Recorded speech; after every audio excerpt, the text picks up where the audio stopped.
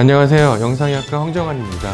오늘은 크론병의 영상검사가 어떤 것이 있는지, 또한 크론병의 합병증과 거기에 대한 치료 방법에 대해서 설명을 드리도록 하겠습니다.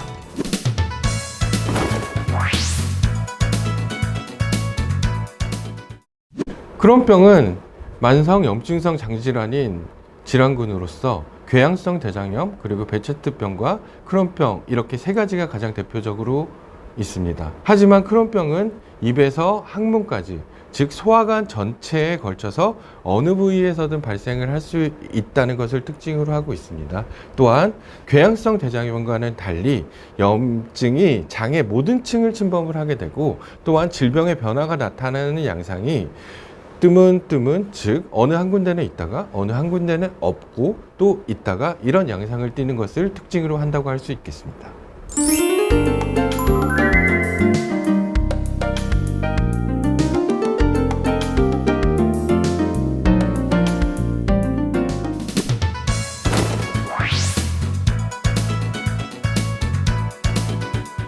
일단 질병의 초기에는 주로 이제 CT 검사를 하게 됩니다. CT 검사를 하게 된다면 가장 큰 장점은 전반적인 장애 상태도 볼 수 있지만, 주변 장기가 어떻게 연관이 되어 있고 주변 장기에 침범이 될 수 있나, 그런 복부의 전반적인 상태를 볼 수 있기 때문에 검사를 하게 됩니다. 또한 이제 질병의 활동도를 평가하고 장에 어떤 층을 침범했는지 봐야 되기 때문에 CT 소장 조영술이라는 검사를 하게 됩니다. 이것은 소장에 특정적으로 포커싱을 하고 보는 검사로서 소장에 조영제를 채워서 팽창을 시킨 다음에 장에 어떤 층을 침범을 했고 이 병변의 양상이 어떻게 나타나는지를 볼 수가 있는 검사이고, 또한 CT와는 다르게 방사선에 노출이 위험이 없는 MRI 검사를 할 수 있는데, MR 소장 조영술도 마찬가지로 소장의 전체를 보고 질병의 활동도를 평가할 수가 있습니다. 하지만 MRI 같은 경우에는 소장 조영술과는 달리 장의 전층 및 장의 외부를 평가를 할 수 있고, 질병의 활동도도 좀 더 자세하게 평가할 수 있다는 그런 장점이 있겠습니다.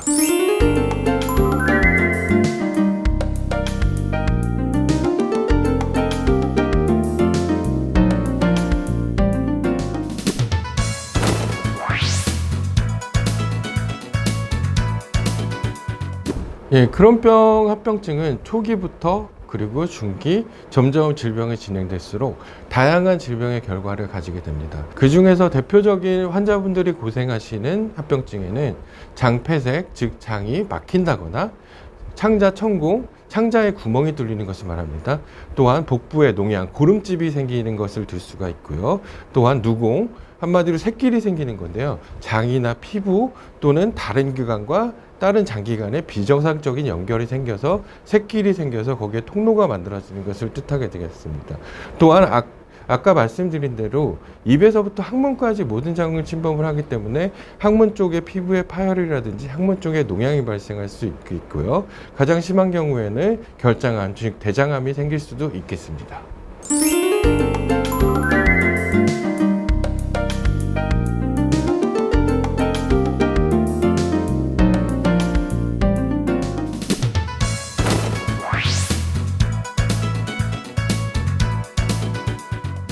보통 영상의학과 하면 진단을 목적으로 하고 CT나 MRI의 판독 또는 초음파 장비를 이용한 검사와 진단을 통해서 임상과와 소통하는 과로 모두 알고 계실 겁니다. 하지만 영상의학과에는 인터벤션, 즉 중재적 시술이라 그래서 다른 환자들이 어떤 질병이 있고 거기에 대해서 중재적인 치료가 필요할 때 거기에 대한 치료 담당 시술을 하는 파트도 있습니다. 그래서 크론병의 합병증, 아까 말씀드린 장폐색, 천공, 농양, 특히 농양이 있을 때 중재적 시술을 할 수가 있습니다. 항문에 농양이 있거나 복부에 어떤 장기든 농양이 있을 때 그 피부 쪽에 국소 마취를 하고 절개 없이 저희 장비를 통해서 최소 침습적으로 농양에 대해서 정확하게 목표를 설정을 해서 그 부분에 피부 바깥으로 농양을 빼낼 수 있는 그런 관을 석관하는 시술이 있을 수 있겠고요.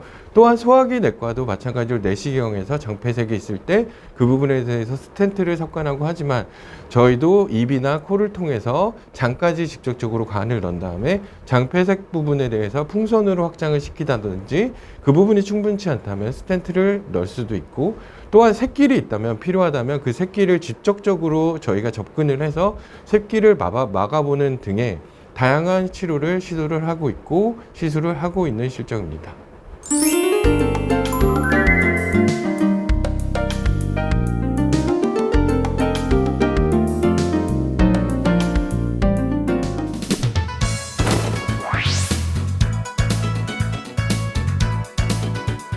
네, 그런 병도 만성적인 염증성 장질환이기 때문에 이게 만성 그리고 염증이 합쳐지면 환자분들이 상당히 좋아졌다 안 좋아졌다를 반복하는 것도 저도 시술을 하면서 환자분들을 치료 담당하면서 자주 보게 됩니다. 그럴 때마다 저도 마음이 상당히 아프고 환자분들이 상당히 고생을 하시는 것을 보는데요.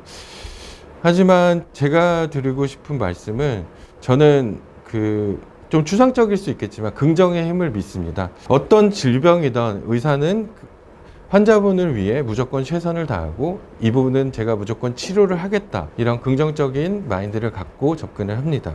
그래서 의사와 환자가 모두 긍정적인 마음을 가지고, 의사는 환자분들을 어떻게든 치료하겠다, 환자분들은 내가 치료를 잘 받겠다, 그렇게 서로 똑같이 긍정적인 마음을 가진다면 좀 더 좋은 결과가 있을 거라고 저는 그렇게 믿습니다.